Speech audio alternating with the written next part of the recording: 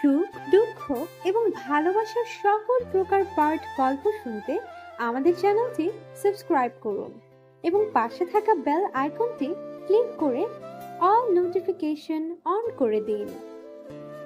দোকানে বসে আছি, একটা সুন্দরী মেয়ে এসে বলল, এই, তোর কাছে কি সিগারেট আছে?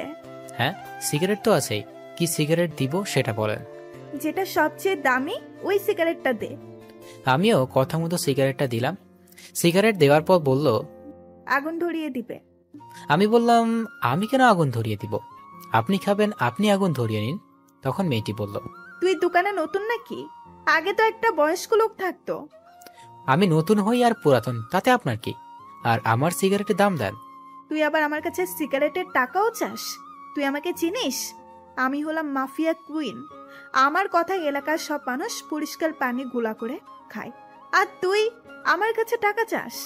তোর তো অবস্থা খুব খারাপ হবে। পকেটে নাই সিগারেট খাওয়ার পয়সা, আর ডায়লগ দেখে তো মনে হয় ফুটপাতের ধনী। যত সব ফালতু মেয়ে। এটা বলার সাথে সাথে মেয়েটি আমাকে ঠাস করে একটা থাপ্পড় মেরে, আমাকে থাপ্পড় মারায় আমি দুই গালে দুইটা বসিয়ে দিই, আর মেয়েটি চিৎকার দিয়ে ওঠে। তখনই দোকানের বাইরে থাকা ছেলেগুলো এসে বলে, আপু কি হচ্ছে? এই ছেলেটা আমার সাথে বেয়াদবি করেছে, একে কিছু শিক্ষা দেওয়া লাগবে। এটা শুনে ছেলেগুলো বলতে থাকে, কি, এই ছেলে তোমার সাথে বেয়াদবি করছে? শালাকে এখনই মজা দেখাইতাছি। এটা বলে যখনই ছেলেগুলো আমাকে ধরতে আসবে তখনই বাবা এসে বলল, কি হয়েছে? তোমার ছেলে আমার সাথে বেয়াদবি করেছে, আর এর জন্য আমি তোমার ছেলেকে শাস্তি দিব। ও এখানে থাকে না, 2 দিন এসেছে, আপনাকে হয়তো চিনে না। আর ভুল করলে আমি ওর হয়ে ক্ষমা চাচ্ছি, তাও ওকে ছেড়ে দিন। ঠিক আছে, তুই ভালো মানুষ বলে তোকে ছেড়ে দিলাম। পরের বার সাবধান করে দিস, তা না হলে পরের বার কিন্তু অনেক পস্তাবে। ঠিক আছে মা, বলে দিব আমি। বাবা, তুমি ওর সাথে ওভাবে কথা বলছো কেন? আর সিগারেটের টাকাটা দিয়ে যেতে বলো। টাকা আমার কাছে পাই, আমি দিবানি। এত কথা বলো কেন তুমি? আমি কথা বলছি তো, তাই না? মা, তুমি চলে যাও, আমার ছেলের কথা কিছু মনে করো না, ওর একটু রাগ বেশি তো। পরে মেয়েটি ওর তার ছেলে পেলে সবাই চলে গেল। তখন বাবা বলল, তুই কি মেয়েটাকে চিনিস বাবা? মেয়েটিকে চিনি আমি কি করব? আর মেয়েটিকে? মেয়েটির নাম হলো সাইফাতুল আয়াত, অনেক জেদি এবং বদমেজাজি মেয়ে। তুমি তো মনে হয় শুনেছ শুভ মাস্তান এর কথা। ওই হলো শুভ মাস্তান এর হবু বউ। সেই জন্য কোনো ছেলে পেলে তার সাথে লাগতে আসে না, সবাই ভয় পায়।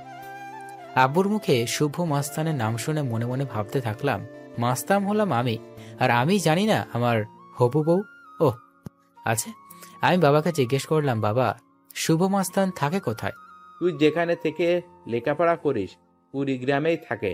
তুই চিনিস না নাকি? অনেক খারাপ লোক, বুঝছিস? তবে শুনছি গরিবের কখনো কষ্ট দেয় না, বরং সাহায্য করে। শুধু ধনী আর অবৈধ ব্যবসা যারা করে তাদেরকে খুন করে। আমি চিনব কি করে বলো? আমি অনেক ভদ্র, আর খুন খারাপই দেখে ভয় পাই। তুমি তো এটা জানো, তাই না? ওইসবের মধ্যেও না যাওয়াই ভালো। দোকানদারি ভালো করে কর, কারোর সাথে খারাপ ব্যবহার করিস না। 2 দিন এর ভিতরে শরীর ঠিক হয়ে যাবে, তখন আমি বসতে পারবো। দোকানদারি করা বন্ধ করে দিলেই তো আর হয় না। তোমার আম্মুর ছোট বোন খরচ তো আমি চালাতে পারবো, আর আমি তো টাকাও পাঠাই। বাবারে, অনেক আগের থেকে ব্যবসা করি। দোকানে বসে মানুষের সাথে কথা না বললে ভালো লাগে না। তুই অনেক টাকা পাঠাইলেও যতদিন শরীর চলবে ততদিন দোকানেই বসে থাকবো। হয়েছে হয়েছে, আর বলতে হবে না। তুমি দোকানে বসো, আমি খাবার খেয়ে আসি। খাবার খেতে বাড়িতে চলে আসি, আর এসে মাকে খাবার দিতে বললাম। খাবার টেবিলে বসে আছি, তখন ছোট বোন ফারিয়া পেছন থেকে এসে বলল, ভাইয়া, আমার চকলেট কোথায়? তুই কি এখনো ছোট আছিস নাকি রে? তুই এখন 10ম শ্রেণীতে পড়স, এখনো চকলেট চাস? তুমি আনছো কিনা বলো। আর আমি এখনো বড় হই নাই, তাড়াতাড়ি চকলেট দাও। চকলেট না দিলে আমি কান্না করব। ফারিয়ার সাথে ওই রকম না করে চকলেট দিয়ে দিলেই পারিস। চকলেট ছাড়া তো আসিস না। চকলেট দিয়ে খাওয়া শুরু কর। চকলেট দিয়ে খেতে বসলাম। খাবার খাওয়া শেষ করে আবার দোকানে যাই, আর আব্বুকে বাড়িতে পাঠিয়ে দিই। সারাদিন দোকানদারি করে বিকালে একটু মাঠে যাই বন্ধুদের সাথে দেখা করতে যাওয়ার সময় দেখি সকালে সেই মেয়েটি সাইফাতুল আয়াত। নামটা অনেক সুন্দর, কিন্তু মেয়েটা ভালো না। ওদেরকে এড়িয়ে যাওয়ার চেষ্টা করলাম, কিন্তু ওই যে কথায় আছে, যেখানে গেলে বাঘের ভয় সেখানে গেলেই রাত হয়। আর আমার ক্ষেত্রেও ঠিক এই বিষয়টাই ঘটল। আমি ওদের এড়িয়ে যাওয়ার পরেও ওদের চোখে আমি পড়ে গেলাম, আর ওরা আমাকে ডাকলো। আমি গিয়ে বললাম, আমাকে ডাকলেন কেন? একটি ছেলে বলল, তুই অপর সাথে তখন বেয়াদবি করছিলি, তখন পা ধরে মাপ চা।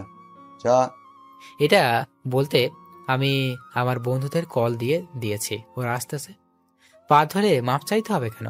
এটা বলার সাথে সাথেই একটা ছেলে গালে থাপ্পড় বসিয়ে বলল, তুই মুখে মুখে কথা বলস কেন? হুম হুম, যা বলছি তাই কর। আরে ওকে মারিস না, ছেলেটা দেখোস না কত ভদ্র, ওকে ভালো করে বুঝিয়ে বল, তাই হবে। আমি তখন মনে মনে বলতে থাকলাম, আসলে নিজের এলাকাতেই আছি, সেই জন্য তোদেরকে ছেড়ে দিচ্ছি, তা না হলে তো তোদের একটাকেও তো ছাড়তাম না। তখন একটা ছেলে বলল, দাঁড়িয়ে দাঁড়িয়ে কি ভাবিস, যা পা ধরে মাপ চা। তখন সাইফাতুল পায়ের কাপড় তুলে বসলো, আর আমি স্লোলি হেঁটে যাওয়ার ধরছি। তখনই আমার বন্ধুরা চলে আসলো, আর ওদের দেখে সাইফাতুল ও তার ছেলে পেলে একটু সোজা হয়ে দাঁড়ালো। আমার বন্ধুদের মধ্যে রিফাতকে দেখে বলল, ভাইয়া আপনারা সবাই এখানে কেন? রিফাত কিছু না বলে আমাকে এসে বলল, আসতে একটু লেট হয়ে গেল, মন খারাপ করিস না। আর তুই এখানে দাঁড়িয়ে আছিস কেন? এরা আমাদের দাঁড় করিয়ে রাখছে কার কাছে থেকে মাপ চাইতে হবে বলে। কে বলেছে মাপ চাইতে হবে? তার পাটা বের কর, আমি মাপ চাইতে পাঠাইতেছি। আমরা তো জানতাম না যে উনি আপনাদের বন্ধু, তাই আর কি একটু র্যাগিং করতেছিলাম। তাই বলো? আরে ছাড় তো, এগুলো সবাই বাচ্চা মানুষ, এই বয়সে এরকম করাটা ব্যাপার না, চল। আচ্ছা তুমি বললে বলে আমি ছেড়ে দিলাম, কিছু বললাম না। এরপর যেন এরকম না শুনি, বুঝতে পারলে? এটা বলে ওদের সাথে চলে গেলাম। মাঠে গিয়ে রিফাতের সাথে আলাপে বসলাম, ওই ট্যাবলেটের ব্যবসার খবর কি, ওর বিরুদ্ধে প্রমাণ বের কর। চেষ্টায় আছি। আমাকে শুধু রিফাতই দেখছে, তারা কেউই দেখে নাই। সব সময় মাস্ক পরে থাকি। আমাদের বাড়িটা হলো কুড়িগ্রামের থেকে অনেকটা গ্রামের সাইডে। কুড়িগ্রামের চারপাশে আমার লোক আছে, এদের ভিতরে আবার একজন করে বড় ভাই আছে। আমাদের এলাকায় রিফাতকে রাখছি, ও ছোট সময়ের বন্ধু। মাগরিবের আজান পর্যন্ত গল্পগুজব করলাম, আর আবার দোকানে গেলাম, আর আব্বুর বাসায় চলে গেল। একটা লোক আসলো, ডিসকভার 150 সিসি গাড়ি নিয়ে এসে বলল, সিগারেট দে। আমি সিগারেট দিলাম, আর লোকটি আবার দোকানে বয়ামের উপর রাখা একটি চাবি রাখলো। চাবিটা রেখে আমাদের দোকানের সামনে বসার জন্য যে বেঞ্চ রাখা হয়েছে ওখানে গিয়ে বসলো। আর বসার পরেই আর একটা লোক এসে ওই লোকটির সাথে বলল, যে লোকটি আসলো ওই লোকটির গাড়িও একেবারে সেম গাড়ি। আমি লক্ষ্য করে দেখলাম পরের লোকটি একটি চাবি দিল আগের লোকটিকে, আর চাবিটি নিয়ে ওই লোকটি যে লোকটি পরে আসলো তার গাড়ি নিয়ে চলে গেল। ওই লোকটি চলে যাওয়ার পর পরের লোকটি আমার দোকানে একটা সিগারেট নিল, আর আমার বয়ামের উপর রাখা চাবিটা নিয়ে চলে গেল। আমি এইসব কাণ্ড কারখানা দেখে পুরাই অবাক। আমি দুইজনের কর্মকাণ্ড দেখে বুঝতে পারলাম এরা অবশ্যই 2 নাম্বারই কাজ করে। এদের খোঁজ বের করতেই হবে, যেহেতু এরা এই দোকানে এমন ব্যবহার করলো। এর আগে এখানে অনেকবার এসেছে, এরা যেহেতু অনেকবার এসেছে তাই পরে আবার আসবে, তখন এদের খবর বের করব। আমার দোকানের সামনে বসে অনেকে অনেক রকম আলোচনা করছে। এর মধ্যেই একটা মুরব্বি টাইপ লোক এসে বলল, আমি অনেক টেনশনে আছি। আর একটা লোক বলল, কেন ভাই? তখন এই লোকটি বলল, মেয়েটা দিন দিন কিরকম হয়ে যাচ্ছে। আগে কত সুন্দর ছিল, আর এখন দেখলে মনে হয় নেশাখোর। আর এখন বাড়ি থেকে প্রচুর টাকা নেয়। এইসব আর অনেক কিছুই বলতেছে। রাত 12টার মাঝে দোকান বন্ধ করব, একটা ঝাঁপ বন্ধ করছি। তখন সাইফাতুল আর 2 জন ছেলে আসলো, এসে বলল, এই এই 3টে বেনসন দে। মুখ দিয়ে মদের গন্ধ বেরোচ্ছে। আমি দিয়ে দিলাম। বেনসনটা নিচে ছেলেগুলো চলে গেল, আর সাইফাতুল শুধু আছে, নেশার মাঝে বলতেছে, ওই হালা, আমাকে বাড়িতে পৌঁছে দে। এইসব বলতেছে আর ঢুলতেছে। আমি বললাম, আমি তো আপনার বাড়ি চিনি না। আমাকে ধর, আমি একাই যেতে পারবো। সত্যি কথা বলতে সাইফাতুলকে প্রথম দিকে মনে ধরে গেছে, তাই চান্সটা আর ছাড়লাম না। ওকে ধরে নিয়ে ওর কথা মতো চলতে থাকলাম। ও একটা অনেক বড় বাড়ির সামনে দাঁড় করালো আর বলল, এই নে চাবি, আর গেটটা খোল। আমি তো বাড়ি দেখেই অবাক, এত বড় বাড়িতে থাকে। বাড়ির গেট খুললাম, খুলে ওকে নিয়ে বাড়ির ভিতরে গেলাম। তখনই দেখি মা কল দিছে। তাই ধরিয়ে কল ধরে বললাম, মা আমি ঠিক আছে, আর আমি বাড়ির কাছাকাছি এসে পড়ছি। এটা বলে কল কেটে দিলাম। আম্মুর সাথে কথা না বললে আম্মু টেনশন থাকবে। বাড়িটা 2 তলা। আমি ভাবলাম বাড়িটা এত বড়, তাহলে মনে হয় বাড়ির ভিতরে অনেক মানুষ থাকবে। কিন্তু আমি যখন ভিতরে প্রবেশ করলাম তখন মনে হলো বাড়িতে কেউ নেই। আমি জিজ্ঞেস করলাম, তোমার বাড়িতে কেউ নেই? আমি একাই থাকি, আর তুই আমাকে প্রশ্ন করছিস কেন? আমাকে রেখে তুই চলে যা। আর আমি মাতাল অবস্থায় আছি বলে উল্টাপাল্টা কিছু করার চেষ্টা করলে ভুল করে ফেলবি। তুই যে অবস্থায় আছিস, তোর সাথে কোনো কিছু করলে তো তুই আমার কিছুই করতে পারবি না, আর তোকে আমার কিছু করার ইচ্ছেটাও নেই। তুই থাক তোর মতো, আমি গেলাম। এটা বলে চলে আসলাম। আর আসার সময় বাইরে থেকে গেটটা আটকিয়ে দিয়ে আসলাম। বাড়িতে আসার পর মা বলল, এত দেরি হলো কেন? আমি তখন মাকে বললাম, এমনই দোকানে মানুষ বসেছিল তাই দেরি হইল। খেতেও দাও, ক্ষুধা লাগছে। আম্মু খাইতে দিল। খাবার শেষ করে ঘুমালাম। ঘুম থেকে উঠে ফজরের নামাজ পড়লাম, পড়ে দোকানে রওনা দিলাম। শীতের দিন, কুয়াশা কুয়াশা রাস্তা। শীত পড়েনি, পড়বে পড়বে ভাব। আবহাওয়াটা অনেক সুন্দর লাগছে। দোকানে গিয়ে রিফাতকে কল দিয়ে আসতে বললাম। রিফাত আসলো। আমি ওকে চা বানিয়ে দিলাম আর বাইকের ঘটনাটা বললাম। রিফাত বলল, ঠিক আছে, আমি দেখতেছি খোঁজ নিয়ে। সেদিনের মতো রিফাত চলে গেল। আমি দোকানদারি করতে লাগলাম। 2 দিন কেটে গেল। এই 2 দিন সাইফাতুল্লের দেখা পাইনি। 3 দিন 3 রাতে ওই সেদিনের লোকগুলো আবার আসলো। আমি ওই লোকটিকে দেখার পর আমি রিফাতকে কল দিয়ে বলে দিই ওদেরকে ফলো করতে। রিফাত ওদের পেছনে লোক লাগিয়ে দেয়। একই প্রক্রিয়া অবলম্বন করে বাইক এক্সচেঞ্জ করে চলে যায়। আর আমি সেদিনের মতো চলে আসি। আব্বুর শরীরটা সুস্থ, তাই সকালে আব্বু দোকানে যাবে। তাই আমি লম্বা একটা ঘুম দিই।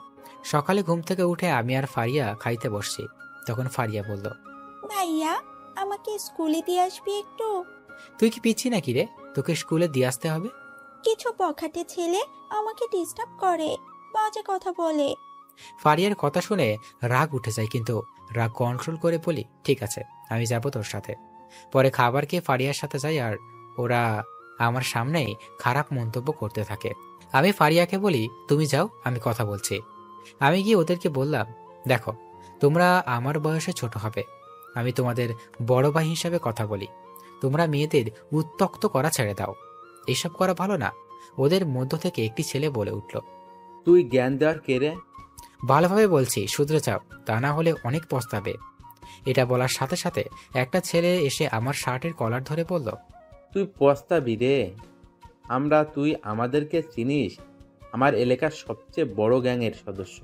আমাদের বসের নাম শুনলে অনেকের প্যান্টে হিসু করে দেয়। তোদের বসের নাম কি রে? একটি ছেলে বলল, আমাদের বসের নাম সোহেল, এলাকার সবার বড় ভাই। তুই পাঙ্গা নিস না আমাদের সাথে। এর মাঝেই একটা ছেলে বলে উঠল, কে রে? মেয়েটা কে ছিল তোর? তোর রক্ষিতা না গার্লফ্রেন্ড? এই কথা শুনে আমার রাগটা আর প্রচুর পরিমাণে উঠে যায়। তাও আমি কন্ট্রোল করে বলি, ও আমার বোন হয়, কথা ভালো করে বল। তখন আর একটা ছেলে বলে উঠল, ওই ওকে সম্মান দিয়ে কথা বল, ও আমাদের সবার হবু সম্বন্ধে। এটা বলে সবাই জোরে জোরে হেসে দিই। আমি ওখান থেকে সরে আসি আর দূরে এসে ওদের ফটো তুলে রিফাতকে বলি গোডাউনে নিয়ে যেতে, আর সবাইকে বলে দেখ সুফো ভাই আসতেছে। এটা বলার পর আমি বাড়িতে চলে গেলাম। আর বাড়িতে গিয়ে আম্মুকে বললাম, আম্মু আমি একটু কুড়িগ্রাম যাবো। এটা বলে আমি বাড়ি থেকে বের হয়ে পড়ি। এদিকে রিফাত কিছু লোক নিয়ে চলে হাই স্কুলের গেটের সামনে। রিফাত ওদের নাকে কিছু দেয় আর গোডাউনে নিয়ে যায়। আমি আমার আর একটা লোককে বলি সোহেল নামের ছেলেকে, যে টিম চালায়, ওকে খুঁজে বের করে গোডাউনে নিয়ে আসতে। পরে আমি কালো প্যান্ট, কালো শার্ট, কালো মোজা, কালো জুতো, মুখে মাস্ক, স্টাইল করে চুল কাটা, পুরোটাই চমলক্ষ ড্রেস আপ নিয়ে নিই। গোডাউনে আগে সোহেলকে নিয়ে যাওয়া হয়, আর সোহেলের ডান হাতে বাম হাতে হাতকেও। আমাকে দেখে সোহেল বলতে থাকে, ভাই আপনি আমাদের এখানে নিয়ে আসছেন কেন? আমি ওদের কথা না শুনে বেত দিয়ে মারতে শুরু করি। ওটা আমার একান্ত লাঠি। এর একপাশে সুই দ্বারা সম্পূর্ণ লাগানো। লাঠিটি হলো 2.5 হাত, এর মধ্যে 2 হাত সুই বা আলপিন দ্বারা আবদ্ধ। এ একপাশে সমান করা অংশ দিয়ে সোহেলদের পিটাচ্ছি। আপনারা ভাবছেন সোহেলদের পিটাচ্ছি কেন? আরে আগে বড় গোড়া নরম করছি। গোড়া নরম করলে আলগা একই জোরে যাবে। সোহেল বলছে, ভাই আমরা তো কিছু করি নাই, তাহলে মারছেন কেন? আর আমাদের মুখ কালো কাপড় দিয়ে ঢাকা কেন? কিছুক্ষণ পর বুঝতে পারবি। ওদের মারতে মারতে রিফাতও হাজির। রিফাত যাদের নিয়ে এসেছে তাদের অবস্থা আগের থেকেই কাহিল। ওরা আমাকে চিনে না। আমি ওদের দেখে ওদের দিকে গেলাম, আর যে পাশে শুইবা আলপিন চিকন ধরালো অংশ দ্বারা আবদ্ধ ওই পাশে দাঁড়া বাড়ি শুরু করলাম। ওরা মোট 5 জন ছিল। একটা একটা করে ধরছি। আমি একটা করে বাড়ি দিচ্ছি আর ওরা চিৎকার করছে। যাকে বাড়ি দিচ্ছে তার মুখে কাপড় দেওয়া, তাই শুধু চোখ দিয়ে পানি পড়ছে, কিন্তু কোনো রকম জোরে শব্দ হচ্ছে না। বেশি না মাত্র 5টা করে বাড়ি দিয়েছি, কিন্তু লাস্টের যখন বাড়িটি তখন আর মুখে কাপড় দিলাম না। মারা শেষ, ওরা সবাই শুয়ে থেকে গড়াগড়ি করছে আর পিঠ দিয়ে রক্ত পড়তেছে। ওরা সবাই বলে উঠল, তুই আমাদের চিনিস না, সোহেল ভাই জানতে পারলে তোদের ছাড়বে না। আমি বললাম, ও আচ্ছা, তোদের এত মারলাম তাও শিক্ষা হয়নি, সোহেল আমাকে ছাড়বে না। কথাটা বললাম আর সোহেলের 2 জন সঙ্গী এসে মুখ থেকে কাপড়টা সরিয়ে দিলাম। আর সোহেলদেরকে ওই ছেলেগুলো বলল, ভাই আপনার এই অবস্থা কেন? শালারা কি আকাম করছোস জানি না, কিন্তু আমার নাম বললি কেন? তোদের একটাকেও ছাড়বো না আমি। আমাকে আরো মার খাওয়াবি? উনি আমাদের ভাই, আর ওর সামনে আমার নাম শুনে ভয় দেখাস? আমরা তো জানি না। আচ্ছা শুভ ভাই, ওদের মারলেন কেন? ওরা মেয়েদেরকে বাজে বাজে কথা বলে, তাদের রাস্তাঘাটে উত্ত্যক্ত করে, আর ওইগুলো আমার পছন্দ না, আর এটা ঠিক না। তারপরেও এরা ওই রকম করেছে। এটা বলে আর একটা বাড়ি মারলাম ওদের সবাইকে। রিফাত সবাইকে খবর দিয়ে দিছে যে শুভ ভাই আসবে, তাই সবাই দেখা করার জন্য চলে আসছে। আমি রিফাতকে বললাম, রিফাত লবণ নিয়ে আসো আর ওদের পিঠের উপর লাগাও। এদিকে সোহেল ওদের বলতেছে, যা পা ধর, তা না হলে লবণ দিলে বুঝবি ঠেলা। কিন্তু ওরা সোহেলের ইশারা বুঝলো না। অবশেষে আর একটা পিঠের উপর লবণ দেয়া হলো, আর ছেলেগুলো মুরগি জবাই করার মতো যেরকম লাফ মানে ওই রকম করা শুরু করলো। 2 মিনিট রাখলাম, এরপর বললাম ওদের লবণ ধুয়ে দাও। এটা শুনে একটু চিল্লাচিল্লি কমলো। ওদের লবণ ধোয়ার জন্য যে গরম পানি ঢালা হবে এটা হয়তো জানা ছিল না ওদের। গরম পানি দেওয়ার সাথে সাথে আর চিৎকারের পরিমাণটা আরো বেড়ে গেল। অবশেষে কষ্ট সহ্য করতে না পেরে সব জ্ঞানহারা হয়ে পড়ল। আমি সোহেলকে বললাম, চা এবার এদের চিকিৎসা কর, আর এদেরকে বলে দিও ভালো করে। আবার যদি আমি জানতে পারি তোমার লোক মেয়েদের সাথে খারাপ আচরণ করে, তাহলে ওদের জায়গায় তুমি থাকবে। ঠিক আছে ভাই। এটা বলে সোহেল চলে গেল। আর যাওয়ার সময় আমি কিছু টাকা দিলাম চিকিৎসা বাবদ। ওদের মারার কারণে মনেই নেই যে আর লোক আছে। পুরো গোডাউন বোঝাই মানুষ, সব এলাকার লোক আছে। আমার জন্য একটা চেয়ার আছে, আমি ওখানে বসলাম আর আমার পাশে রিফাত বসলো। আমি চেয়ারে বসে সবাইকে দেখছি। দেখে এদের মধ্যে সাইফাতুলও আছে, অনেক সেজেগুজে এসেছে, আর 4-5 জন মেয়ে আছে। কিন্তু সাইফাতুলকে সুন্দর বেশি লাগতেছে। সাইফাতুলকে দেখতেছি। রিফাত কানের কাছে এসে বলল, কম করে দেখ। আমি ওর কথা শুনে হুঁশে ফিরে সবার উদ্দেশ্যে বললাম, তোমরা জানো আমি কিছুদিনের জন্য আন্ডারগ্রাউন্ড আছি, আর আজকে দেখলেই তো শাস্তির কথা। তোমাদের টিমের যদি কেউ কোনোদিন কোনো রকম মেয়েদের সাথে খারাপ ব্যবহারে উত্ত্যক্ত করে, আর আমি যদি জানতে পারি, তাহলে তাদের শাস্তি এর থেকে কষ্টদায়ক হবে। আবার ভেবো না আন্ডারগ্রাউন্ড আছি বলে কিছু জানতে পারবো না, আমি কিন্তু সবই জানতে পারি। এটা বলে রিফাতকে আস্তে করে বললাম, মেয়েটিকে একটু সাহায্য করি। তুই সবার ভাই, তোর যা ভালো মনে হয় কর। মজা নিস বেটা। আমি সবার মাঝখান থেকে বললাম, ওই সাদা শার্ট, শুনে যাও। তখন সাইফাতুল বলল, জি আমি। হ্যাঁ তুমি। সাইফাতুল আসলো আর বলল, আমাকে ডাকলেন কেন? তোমার সাথে প্রেমের কথা বলবো, সেই জন্যই ডাকলাম। ওমা, সত্যি?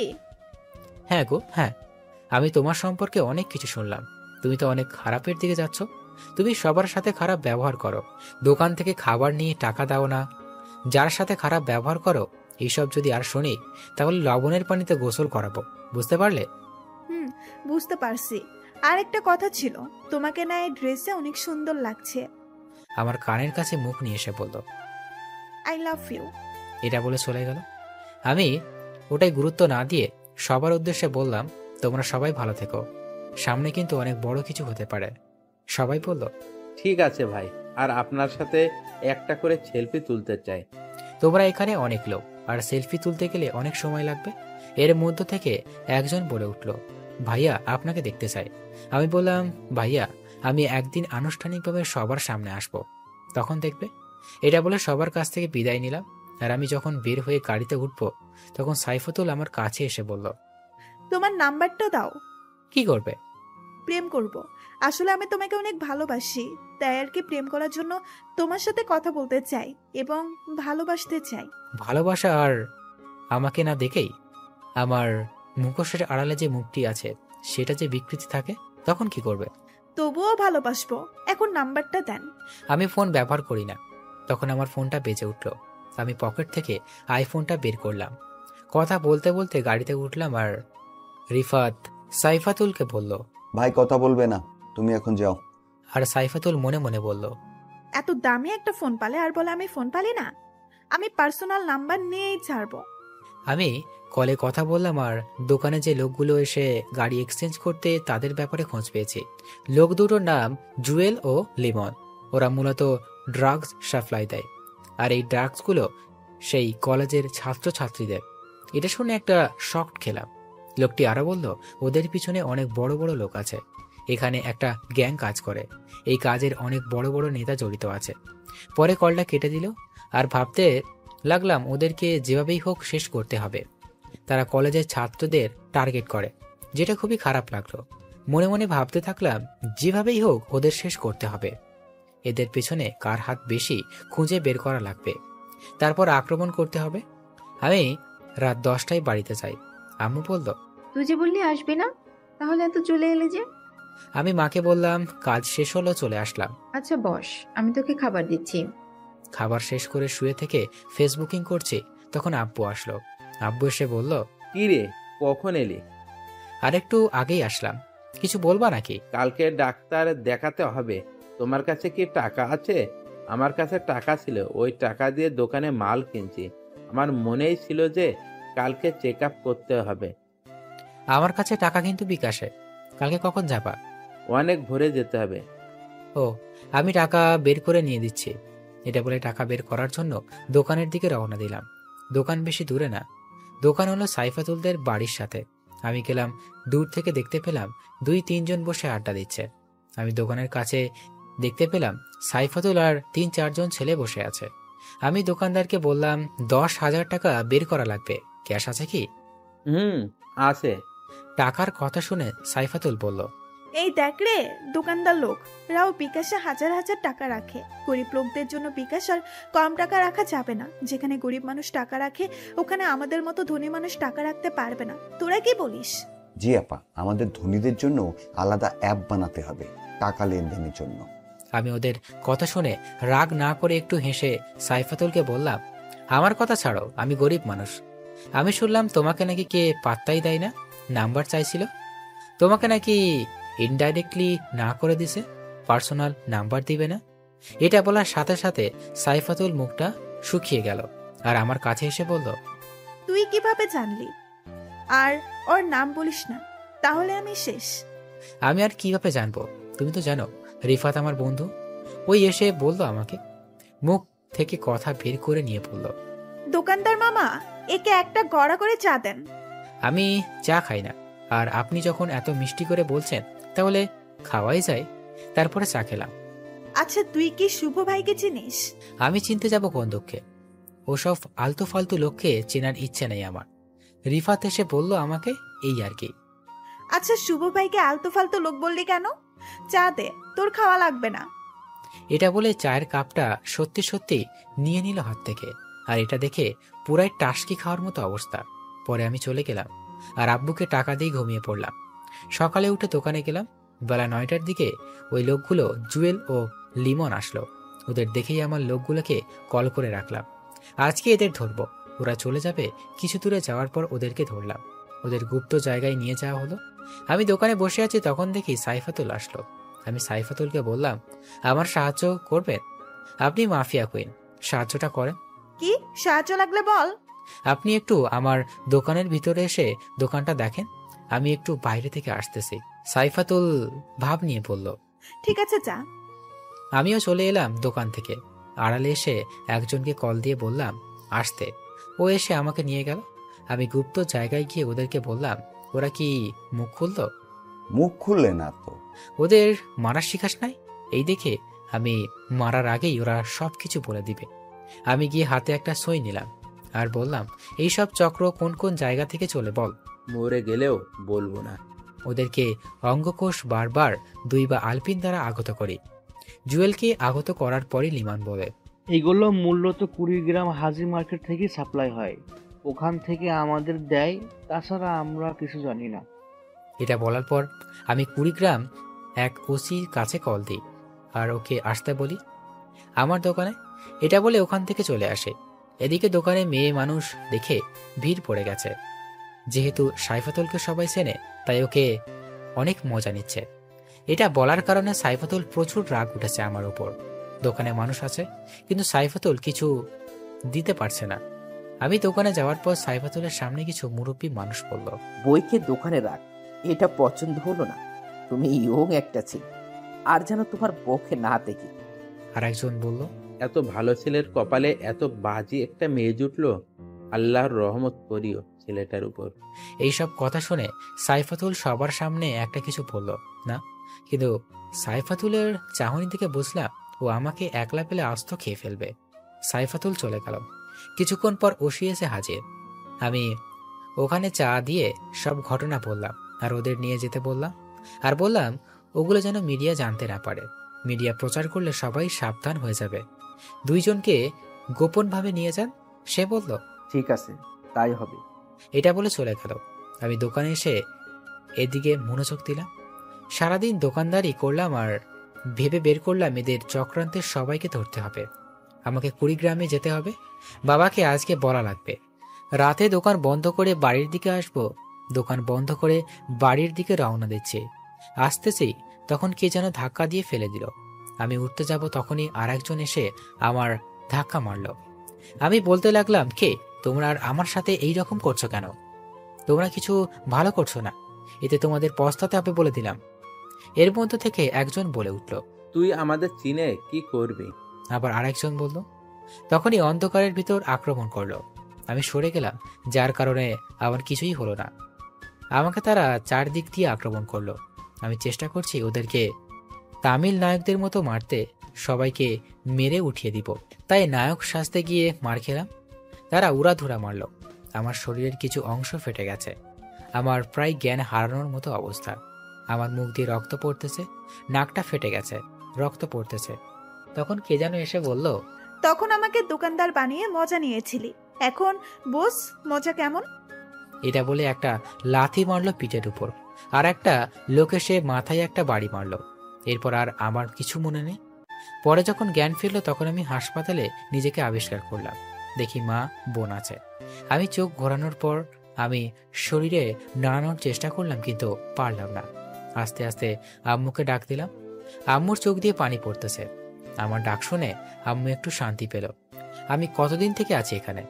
বেশি না, 15 দিনের মতো হলো। আমার সুস্থ হলে কতদিন লাগবে? বেশি না, আর 1 মাসের মতো লাগবে। আমাকে এখানে কে নিয়ে এসেছে? অনেক রাত হয়েছে, তুই বাড়ি ফিরিসনি, তাই তোর ফোনে কল দিলাম। তুই কলও ধরলি না। পরে তোর বাবাকে পাঠায় দোকানের দিকে, আর তোর বাবা যখন যায় তখন রাস্তায় তোকে দেখতে পায়। তখন দেখি রিফাত দরজা দিয়ে ঢুকলো। তোর জন্য অনেক টেনশনে ছিলাম। আচ্ছা, তোর অবস্থা কে এরকম করেছে? কে? তুই যদি বুঝে থাকিস তাহলে বল, তারপর দেখ আমি কি করি। আম্মু বাড়ি থেকে রান্না করে নিয়ে আসে। তোমার হাতের খাবার খাই না অনেক দিন হলো। আম্মু আর ফারিয়া চলে গেল। আমি তখন রিফাতকে বসতে বললাম। মেয়ে ছিল রে, আমি ওকে ভালো করে চিনি। কে সে? আরে ওই দিন যে মেয়েটা আমাকে প্রপোজ করলো, ওই মেয়েটা। ওই সাইফাতুল? তুই জেনেও বসে আছিস? আর তোকে এমন করে মার খাওয়ালো কেন? সবকিছু খুলে বললাম। তখন রিফাত বলল, তাহলে একটু সাহায্য করি। আমি বললাম, আরে বাদ দে ওসব, ছোট ঝামেলা জড়ানো যাবে না। সামনে অনেক বড় ঝামেলাতে পড়তে হবে, অনেক বড় কাজ আছে। আমাকে তো অনেক দিন শুয়ে থাকতে হবে, তাই তোকে একটা কাজ দিই, তুই কাজটা কর।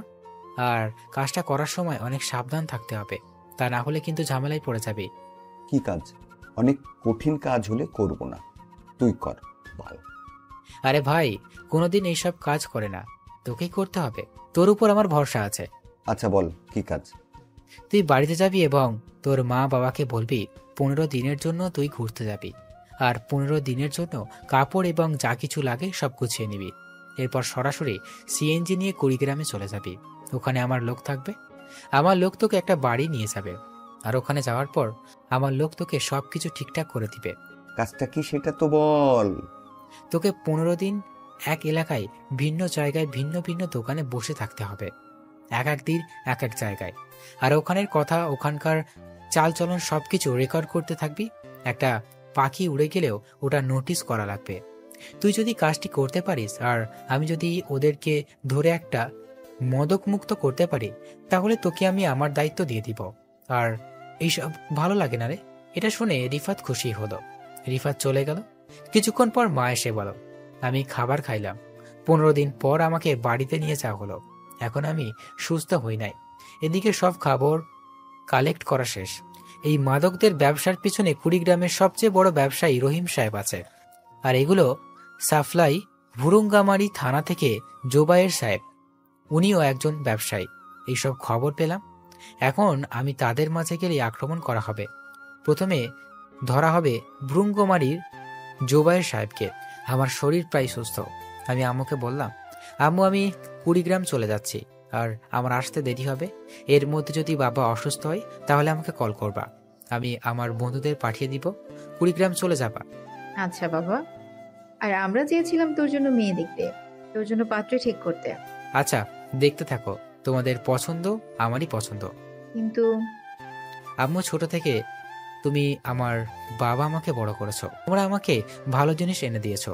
তোমরা যেটা পছন্দ করেছো ওইটাই আমি নিচ্ছি।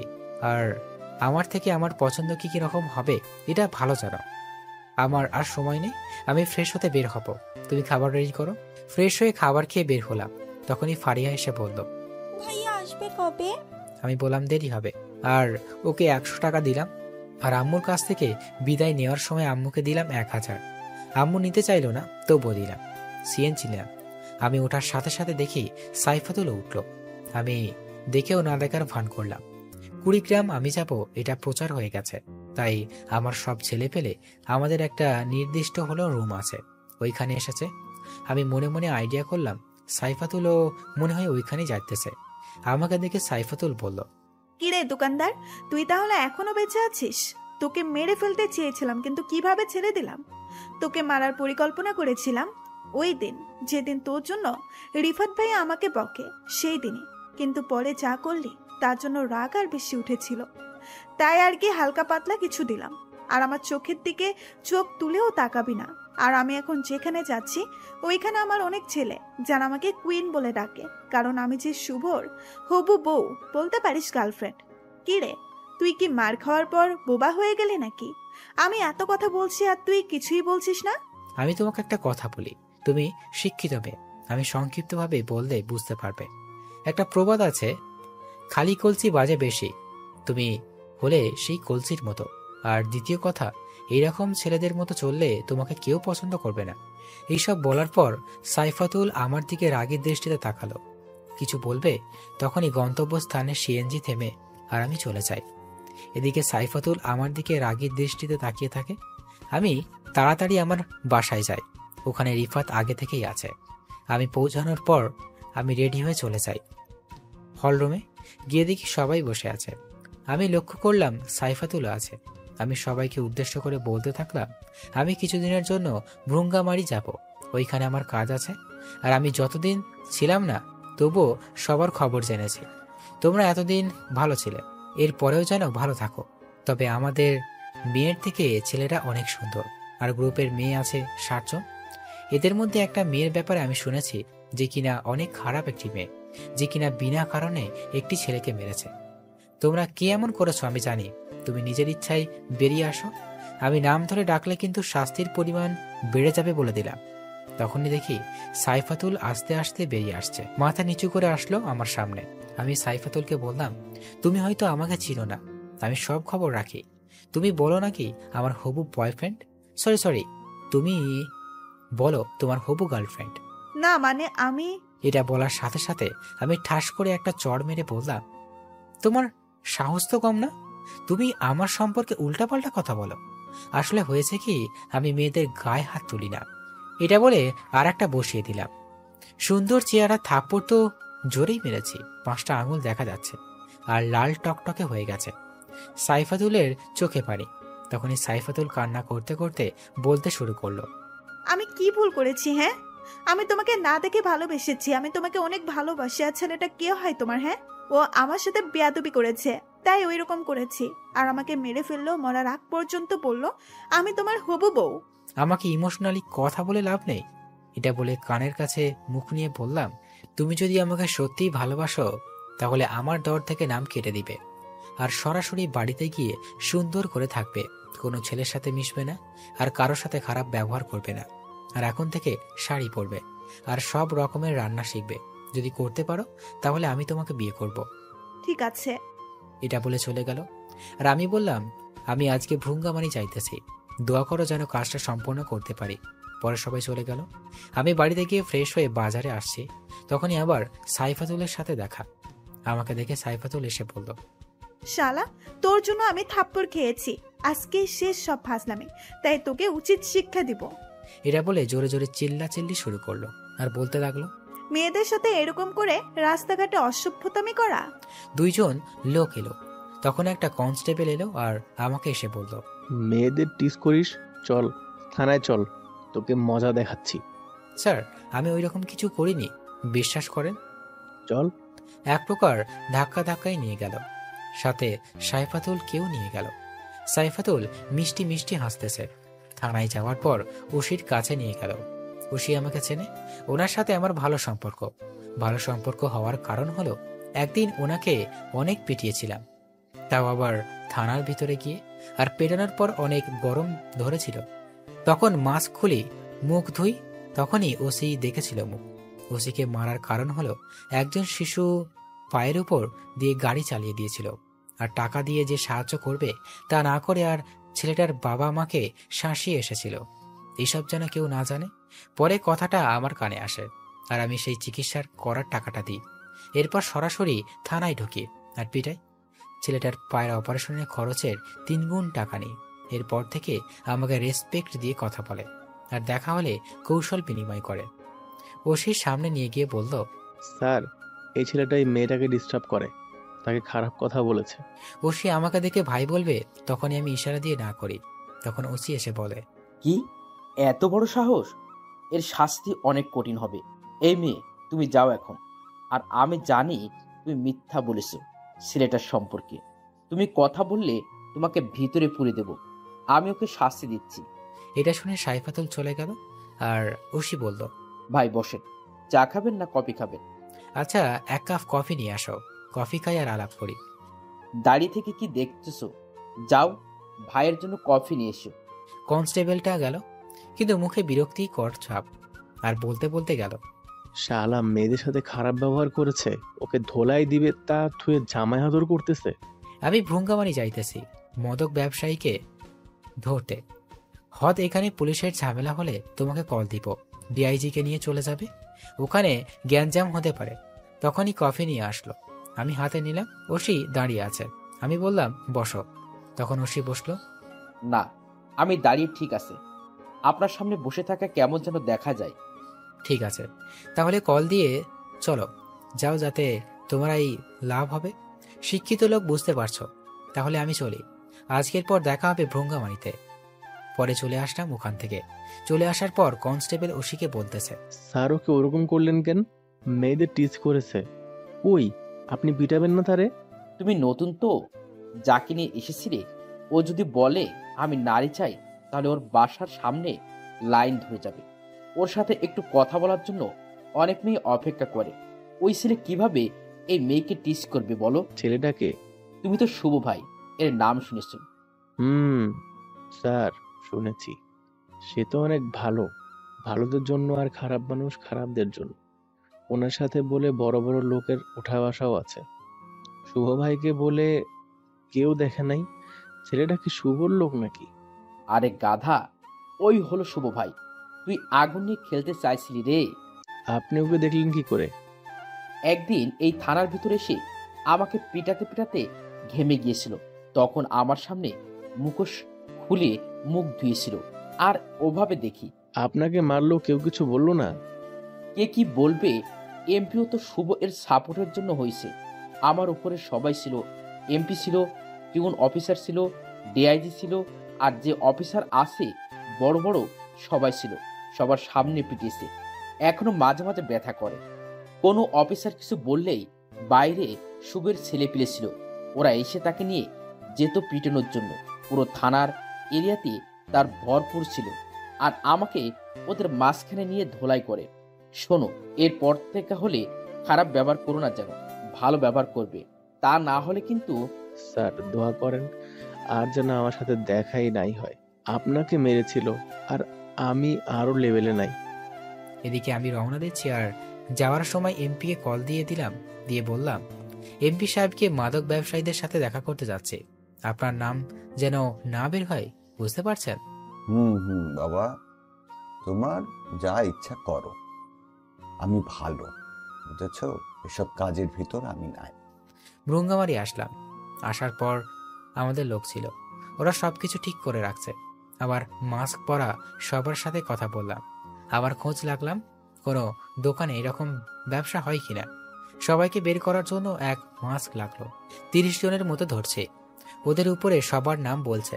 এদের ভিতর ছিল কারিমুল, বেল্লাল, সুজন আর 3 জন, মোট 6 জন। এদের ব্যবহার ছিল কুকুরের মতো।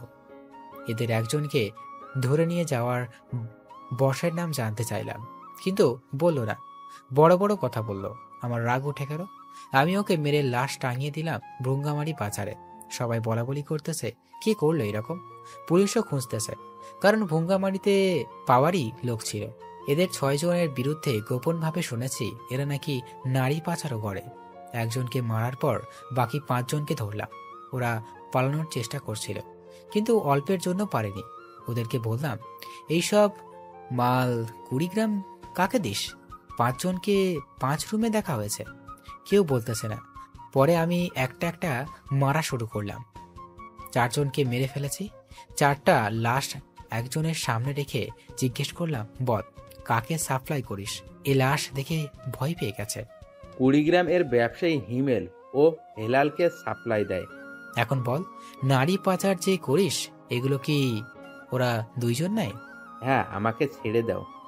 এটা বলার সাথে সাথে আমি হেডশট মালিগুলি মাথার উপরে চলে যাই। আর তখনই ফোনটা বেজে ওঠে, আর ফোনটা হাতে নিয়ে দেখি মা কল করলো। মা বলতো অনেক অসুস্থ হয়েছে। মা, চিন্তা করো না, আমি আমার বন্ধুকে পাঠিয়ে দিচ্ছি। ওদের দেখে আমরা সবাই 20 গ্রামে চলে আসি, ওরাই ভালো চেক আপ করবে। পরে আমি 20 গ্রামে কল দিই। আমার একটা ছেলে আছে সাজনা, ওকে বললাম বাড়ির ঠিকানা দিয়ে, যাও মা বাবাকে নিয়ে আসো, ওদের যেন কোনো সমস্যা না হয়, আর ওদেরকে এনে বাবাকে ভালো ডাক্তারের কাছে চেক আপ করাতে নিয়ে যাবা। আর কোনো ডাক্তারের জন্য সিরিয়াল চলে আমার কথা বলবে। ঠিক আছে ভাই। পরে সবগুলোর দেহের উপর লিখে দিই শুভ ভাই। আমার মায়ের ধরন দেখে ভ্রুঙ্গামারির ছেলে পেলে ভয় পায়, যেটা ওদের মুখ দেখেই বোঝা যাচ্ছিল। ওদের বডি রাতের বেলা রোডের উপর ফেলে দিয়ে আসে, সকালবেলা মানুষ দেখে অনেক ভয় পেয়ে যায়।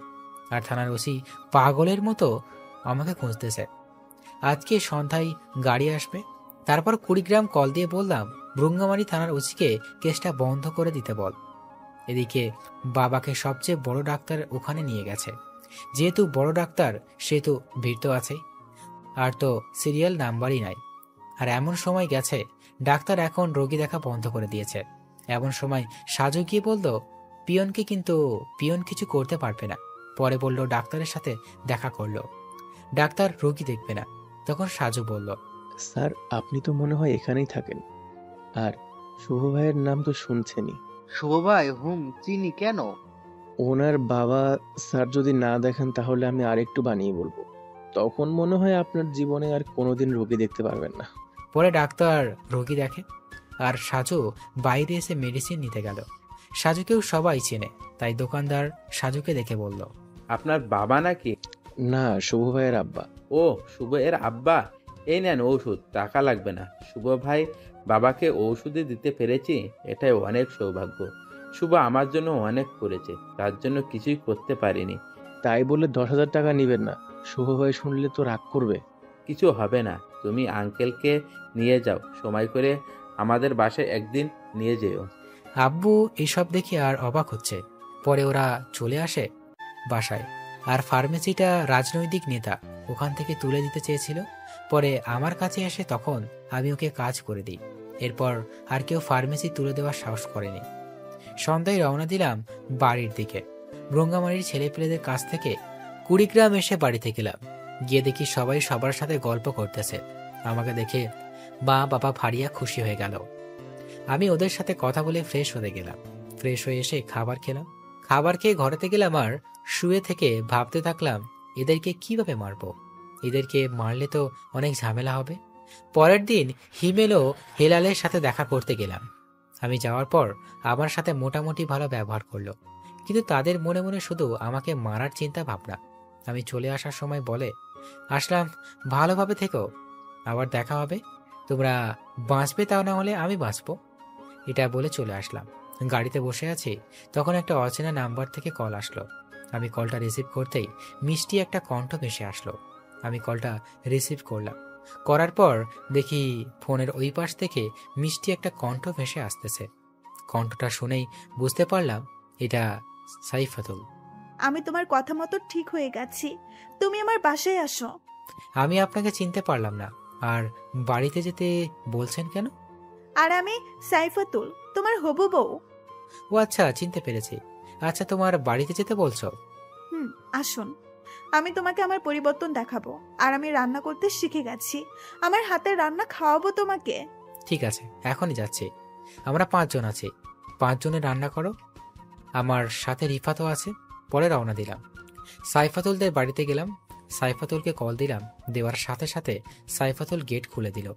আমরা ভিতরে প্রবেশ করলাম। বাড়ির ভিতরে গেলাম। রান্না করা শেষ হয় নাই। সাইফাতুলকে শাড়ি পরে অনেক সুন্দর লাগতেছে। মনে হইতেছে পেছন থেকে জড়িয়ে ধরে থাকি। আর সাইফাতুল রান্না করুক। রান্না হয়ে গেছে, আমরা সবাই বসে আছি। সাইফাতুল দেখবে আমাকে, সেই জন্য ওর মানে অনেক খুশি। আমার তো ঝামেলা হয়ে গেল। আমি তো মুখোশ খুলব না। মুখোশ না খুললে ভাত খাবো কি করে? আমি তখনই সাইফাতুলকে বললাম, আচ্ছা তোমার বেডরুম কোথায়? ওইদিকে কেন? ওর বেডরুম দেখে খাবার প্লেট আর পানি নিয়ে চলে গেল ওর রুমে। আর ওর রুমে গিয়ে খাবার খাওয়া শুরু করলাম। আর বাইরে রিফাত বসে, সবাই অবাক, কারণ শুধু রিফাত আমার ফেস দেখেছে, তাছাড়া কেউ দেখে নাই। সবাই হাঁ করে সাইফাতুলের দরজার দিকে তাকিয়ে আছে। অবশেষে তারাও খাওয়া শুরু করলো। খাবার খাওয়া শেষ করে বের হলাম। দেখি সবারই খাওয়া শেষ, কিন্তু সাইফাতুল খায়নি। আমি সাইফাতুলকে বললাম, আরে তুমি খাইছো? না, আমি তোমার সাথে খাইতে চাইলাম, আর তুমি তো লুকিয়ে খেলে। আচ্ছা, এখন বসে থাকি, তুমি খাও। ভাইয়ারা, আপনারা আমার রুমে গিয়ে রেস্ট নেন, আমি একাই থাকি এত বড় বাড়িতে, আপনারা বাড়িটা দেখেন। সাইফাতুল কি বুঝাতে চাইছে তা রিফাতও আরো 3 জন বুঝতে পারছে। রিফাত যাওয়ার আগে বলে গেল, চল ভাই, কাবাব মে হাড্ডি হওয়া যাবে না। আমি সাইফাতুলের পাশে বসলাম আর সাইফাতুল খাবে। দেখি চামচ নিতেছে। আমি দেখে জিজ্ঞেস করলাম, হাত দিয়ে চামচ দিয়ে খাবে কেন? হাতে একটু সমস্যা হয়েছে, তাই খেতে পারবো না। দেখি কি সমস্যা?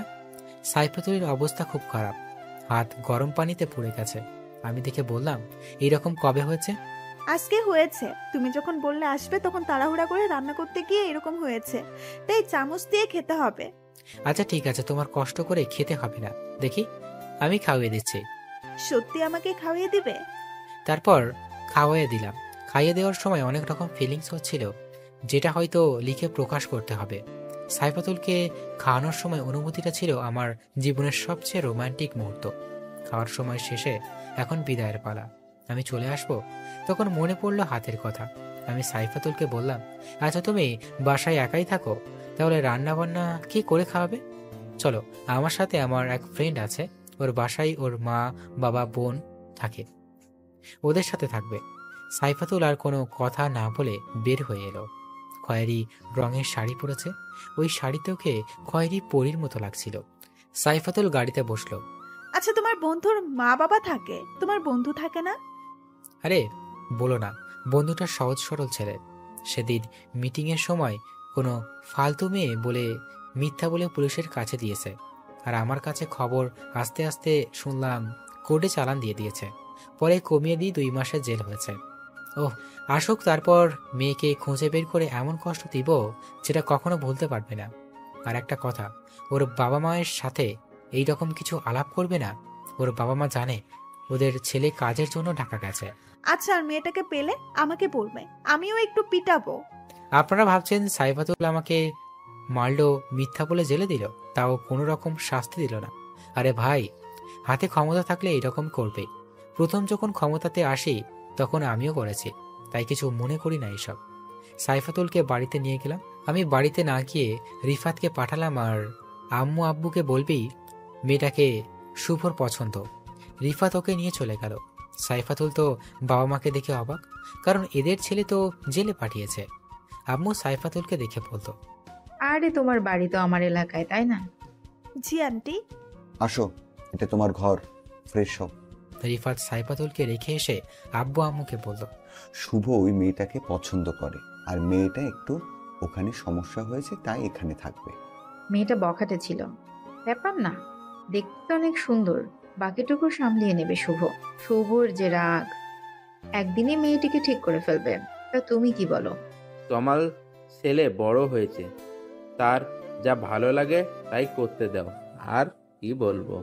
রিফাত চলে যায় আর সাইফাতুল বসে থেকে ভাবতে লাগলো, শালা আমি শুধু আগুনের পাশাপাশি ঘোরাঘুরি করি, যাকে জেলে পাঠালাম তার বাসায় থাকছি, আর ওর সাথে যে খারাপ ব্যবহার করেছে এসব যদি শুভ জানতে পারে তাহলে আমি শেষ। আর আমিও বললাম ওই মেয়েটাকে মারবো, আল্লাহ রহমত করিও। এদিকে মা সাইফাতুলের ঘাড়ে হাত দিয়ে বলতেছে, হ্যাঁ, তোমার মন কি খারাপ? না আন্টি, এমনি। আচ্ছা চলো কিছু খেয়ে নাও। না আন্টি, আমি বাড়ি থেকে এসেছি, পরে খাবো। ঠিক আছে মা, আরাম করো। আর দেখো না, ছেলেটাও ঠিক মতো বাড়ি আসে না, কি যে কাজ করে এত। তারপর মা চলে যায়। এদিকে মাথায় একটা চিন্তা, কিভাবে যেন যায় ওই দুজনকে। হঠাৎ করে একদিন সুযোগটা এলো, দেখতে পেলাম হিমেল রাত 2টার সময় রক্ষিতার ঘরে থেকে ফিরছে। এটার অনেক বড় সুযোগ। পরে রাস্তার পাশে গিয়ে গাড়ি থামাতে বললাম, কিন্তু থামলো না। হিমেল হয়তো ড্রাইভারকে বলে দিয়েছে গাড়ি না থামাতে। পরে আমাদের গাড়ি দিয়ে গাড়িটি থামালাম। ও ড্রাইভার বলল, আপনারা কে আর কি চান? আপনারা আমার বসকে চেনেন না? এটা বলার সাথে সাথে গুলি করলাম মাথা বরাবর। তারপর হিমেলকে জাগালাম, আর হিমেল আমাকে থেকে পুরাই চমকে উঠল। আরে, আমার কি টাকার অভাব নাকি রে? তুই তো অনেক রকমের ব্যবসা করিস, তাই না? তোর যে কয়টা ব্যবসা, ওই কয়ভাবে তোকে মেরে ফেলবো। এই আমার লাঠিটা দে। পরে আমার সেই বিখ্যাত লাঠিটা দিল। আমি শুধু আন্ডারওয়ার্ড দেখে সব কাপড় খুলে ফেললাম, আর আমার সেই লাঠিটা দিয়ে সারা শরীরে পিটালাম। সারা শরীর দিয়ে রক্ত বেরোচ্ছে, আর হিমেল অনেক আকুতি মিনতি করছে। আমি বললাম, তোকে মাফ করবো কিভাবে? তুই তো নারী পাচারকারীকে, তুই উঠন্ত ছেলে মেয়েদের জীবন নষ্ট করে দিস। পিটানো শেষ হওয়ার পর হিমেলকে নিয়ে গেলাম ফুটন্ত লবণ মেশানো পানিতে ছাড়ার পর হিমেল শুধু লাফালাফি শুরু করলো, আর বলতে লাগলো, কে শুনে তার কথা। পরে লবণের পানি থেকে বের করে ওকে বলা হলো লবণ ধুয়ে দিই, চল ওকে নিয়ে যাই। পরে হিমেলকে ফুটন্ত গরম পানিতে ছেড়ে দেওয়া হলো, আর চোখের সামনে হিমেল মারা গেল। পরে মাথা বরাবর গুলি করলাম, দেহটাকে কাকতারুয়ার মতো করে বাঁশের সাথে বাঁধলাম, আর লিখে দিলাম নারী পাচারকারী, ছেলে মেয়েদের ড্রাগস দিয়ে নষ্ট করে, ধর্ষক, এইসব লিখে নিচে লিখে দিলাম শুভ ভাই। সবকিছু লিখে কুড়িগ্রাম হাইওয়ে রোডে টাঙিয়ে দিয়ে আসলাম। এইসব কাজ করতে প্রায় হকচকি হয়ে গেছে। সকালবেলা তাজা খবর, বিশিষ্ট ব্যবসায়ী হিমেল সাহেবকে মেরে ফেলেছে। পুলিশ এসেছে। পুলিশ এসে লাশ নামিয়ে ফের তার পরিবারকে ফোন দিয়েছে। থানায় নতুন ওসি এসেছে। সে একেবারে নতুন, চ্যাংড়া লোক, আমার বয়সী বা একটু বড় হবে। তার রক্ত গরম। সে আমার লোকজনকে ধরে নিয়ে যাচ্ছে। এদিকে হেলাল সাহেবের ঘুম হারাম হয়ে গেছে। তিনি অনেক প্রোটেকশন নিয়ে রেখেছে, আর আমাকে মারার জন্য লোক সেট করা হয়েছে, তাও আবার দিল্লি থেকে শার্প শুটার। বাংলাদেশের ভিতরে খুঁজছে, কিন্তু কারো সাহস হয়নি আমাকে মারার সুপারি নিবে। ওসি সাহেব থানায় নিয়ে আমার লোকেদেরকে অনেক নির্যাতন করতেছে, আমি কোথায় থাকি এটা জানার জন্য। মায়ের আঘাত সহ্য করতে না পেরে অবশেষে বলে দিই। পরে ওসি সাহেব এসে আমার আড্ডাতে, আর আমি দেখে তাকে বলতে থাকি, ওয়েলকাম অফিসার, আমি অনেক দিন ধরে তোমার পথ চেয়ে বসে আছি, তা চা খাবেন না কফি? ওসি এসে আমার কলার ধরে বলল, আমি এখানে চা খেতে আসিনি, তোকে নিয়ে যেতে এসেছি। তোকে তো এমনভাবে মারবো যে তুই তোর নামও মনে রাখতে পারবি না। চল, থানায় চল। কুল ডাউন, এত অস্থির হচ্ছ কেন? আমি যাইতেছি, কলারটা ছেড়ে দাও। কিন্তু ওসি কলারটা না ছেড়ে আমাকে কলার ধরে নিয়ে যাইতে লাগলো। আর যখন ঘর থেকে বের হওয়ার পর থেকে দেখি কুড়িগ্রাম সিটির গরিব ভিখারি মধ্যবিত্ত সবাই দাঁড়িয়ে আছে, আমাকে নিয়ে যেতে দিবে না। এত লোক দেখে ওসি আমার কলার ছেড়ে দিল। আমি উপরে হাত তুলে বললাম, আপনারা শান্ত হন, আমি একটু ঘুরতে যাচ্ছি, আমাকে আটকানোর ক্ষমতা কারো নেই, আপনারা যে যার মতো ঘরে চলে যান। পরে সবাই সাইড দিল, আমাকে থানায় নিয়ে যাওয়া হলো। আমি থানায় যাওয়ার আগেই আমার লোক থানায় পৌঁছে গেছে, আমার লোকেরা দাঁড়িয়ে আছে। আমি ওদের দিকে হাত তুললাম, ওরা বুঝতে পারলে কিছুই হবে না। আমাকে থানার ভিতরে নিয়ে যেখানে পিটানো হবে সেই রুমে নিয়ে গেল। আমাকে পিটাবে সেই জন্য শরীরের কাপড় খোলা হলো, শুধুমাত্র আন্ডারওয়ার্ডটা রেখে মুখের মাস্ক যখন হাত দিবে তখন এমপি সাহেব, ডিআইজি, মন্ত্রী সাহেব, যত বড় অফিসার আছে ওরা সবাই এসে পড়েছে। এমপি এসে থানার ওসিকে একটা থাপ্পড় মারলো আর বলল, তুমি কাকে থানায় নিয়ে এসেছো জানো? আর কাপড় খুলে কি করছো?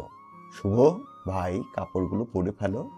আবার বলা শুরু করলো, তুমি যাকে নিয়ে এসেছো সে যদি একটা ইশারা দেয় থানার জায়গা চেঞ্জ হয়ে যাবে। যদি চাই থানা এই জায়গা থেকে ওই জায়গায় নিয়ে যেতে পারবে, তোমাকে তো খুঁজেই পাওয়া যাবে না। এক থানায় কয়জন লোক আছে, তোমাদের তো আটকানো ব্যাপার না। আর ওকে ধরেছ, ও তো আর ভালো মানুষকে মারেনি। শুভ, বাবার জন্য 1 কাপ চা নিয়ে আসো। তুমি চিন্তা করো না, ও হয়তো তোমাকে চিনতে পারেনি। এর মধ্যে একটা ছেলে ঢুকে বলতেছে, ভাই তুমি শুধু বলো, এখনই বোম মেরে উড়িয়ে দিই থানার, তোমাকে নিয়ে যাই।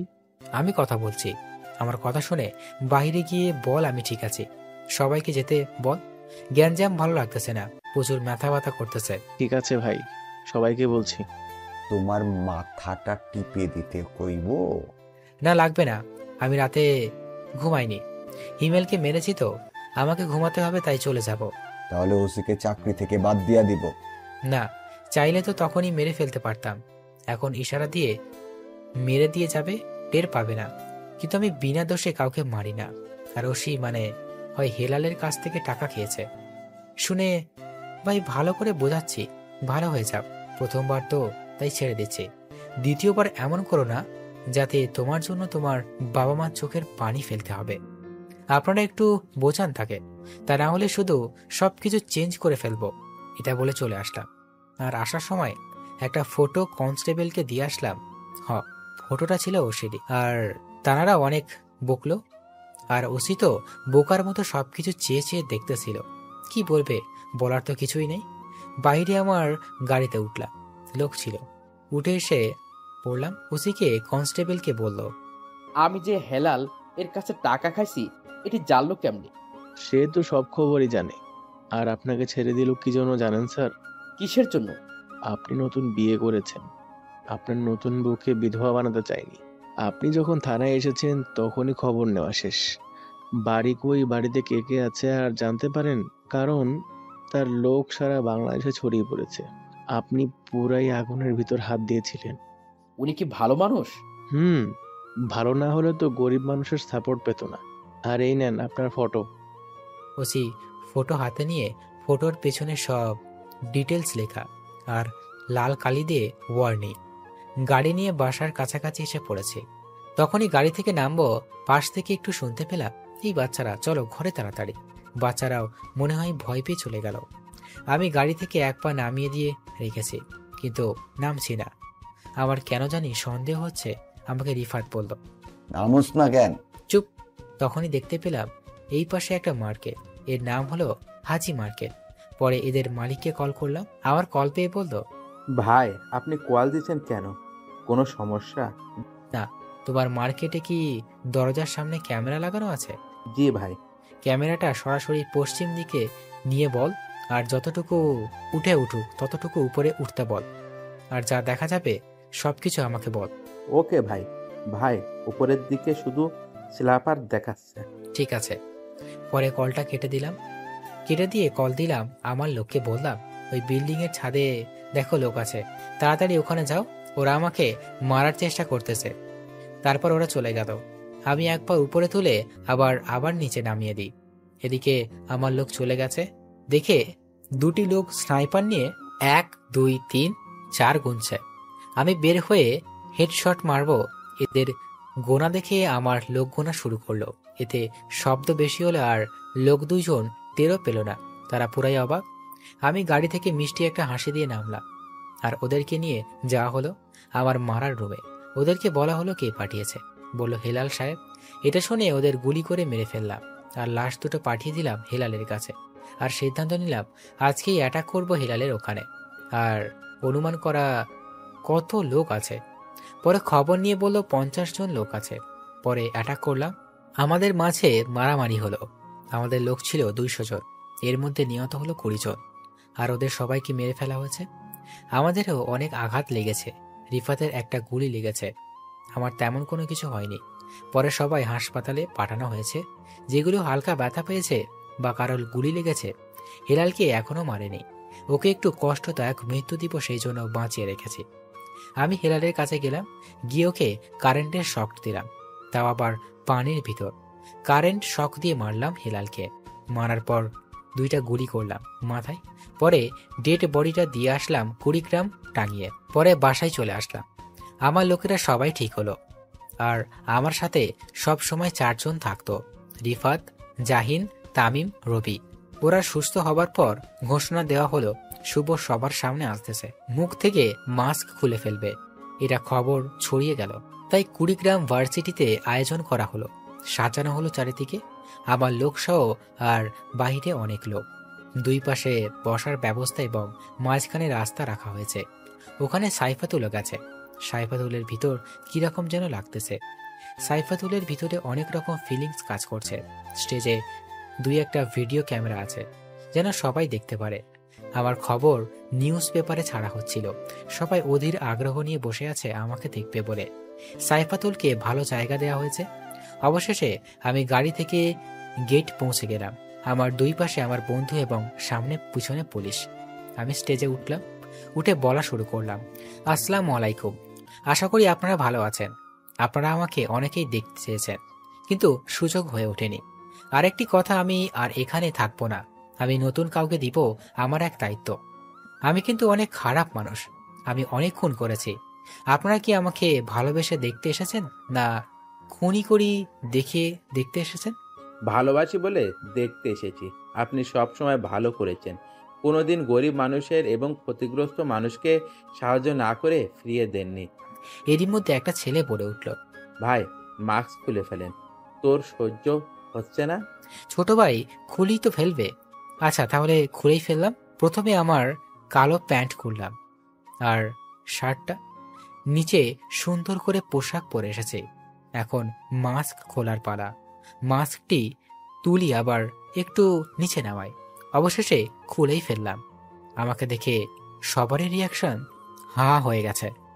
আমাকে দেখে সাইফাতুল তো আরো অবাক। সাইফাতুল ভাবতেছে যাকে দোকানদার বলে ডাকতাম সেই হলো মাফিয়া কি, আর আমি মাফিয়ার সামনে মাফিয়া কুইন বলে ডাকতাম। সবাইকে বললাম আপনারা চুপ করেন, আমি এই ভাই থেকে অবসর নিচ্ছি আর এই ক্ষমতা দিতে চাইছি আমার সাথে থাকা আমার 4 বন্ধুকে। আপনাদের সমস্যা হলে আমার এই 4 বন্ধুকে বলবে, এরা না পারলে আমাকে বলবে, আমি সব ঠিক করে দিব সবকিছু। পরে এসে পড়তেছি। আমি সাইফাতুলকে ডাক দিলাম, ও নিচের দিকে মাথা দিয়ে আসলো। অনেকগুলো মেয়ে ছিল ওখানে যখন আসলাম ওরা বলল, ভাইয়া একটু দাঁড়ান। আমি দাঁড়ানোর আর মেয়েগুলো সেলফি তুললো। একটা মেয়ে বলল, আমি তো পুরাই ক্রাশ খাইছি। আমি সাইফাতুলের দিকে তাকিয়ে বলল, না আমার মতো খুনিকে প্রেম করবে? এটা বলার পর সাইফাতুল মুখের উপর দিকে তাকালো আর ওই মেয়েটি কাছে এসে বলল, আমি আছি তো, চলেন বিয়ে করে ফেলি। এটা বলে আমার একেবারে শরীরের সাথে শরীর লাগিয়ে পিক তুলতে যাবে, তখনই সাইফাতুল মেয়েটিকে জোরে ধাক্কা মারে আর বলে, গার্লফ্রেন্ড নাই কিন্তু বউ আছে, ফালতু মেয়ে। মেয়েটি পড়ে গেছে আর সবাই দেখছে। মেয়েটি বলল, ভাইয়া আগে বললে পারতেন যে বউ আছে। আমি মিষ্টি একটা হাসি দিয়ে চলে আসলাম।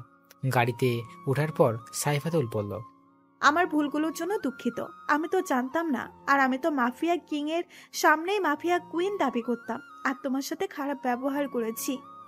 It's okay baby. আমি যেদিন প্রথম দেখি দোকানে সেদিন তোমার প্রেমে পড়েছিলাম। ও আচ্ছা, তাহলে বিয়ে করব কবে? বাড়িতে গিয়ে আব্বু আম্মুকে বলবো তাড়াতাড়ি বিয়ে করব। বাড়িতে গেলাম, যাওয়ার পর আব্বু আম্মুর সাথে কথা বললাম। আব্বু আম্মু, রিফাত ওরা সবাই ছিল। আমাদের বিয়ের দিন ঠিক করা হলো।